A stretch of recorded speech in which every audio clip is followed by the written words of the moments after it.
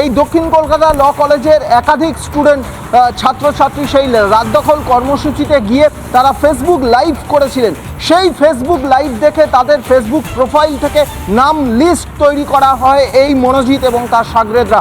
তারপরে তাদেরকে কলেজে ডাকা হয়, কলেজে ডেকে রীতিমতো এই ইউনিয়ন রুম, এই গার্ড রুমে বসে তাদেরকে হুমকি দেওয়া হয়, মারধর করা হয়, বেধড়ক মারধর করা হয়। এমনকি সেই রাত দখল কর্মসূচিতে অংশ নেওয়া একজন স্টুডেন্টকে লেক মল অর্থাৎ দক্ষিণ কলকাতার লেক মলের ওখানে তাকে লেক মলের সামনে থেকে তাকে তুলে আনা হয় এবং তুলে এনে গাড়িতে করে তুলে এনে এই কসবা এলাকায় আনা হয়। গাড়ির মধ্যে বচসা, চট থাপ্পড় মারা হয়। তারপরে কসবাতে এনে এমন মারধর করা হয় যে তাকে রীতিমতো শারীরিকভাবে অনেক আঘাতপ্রাপ্ত হয়েছিলেন। বেধড়ক মারধর করে রাস্তার মধ্যে ফেলে রেখে চলে যায় এই মনোজিৎ এবং শাগরেদরা।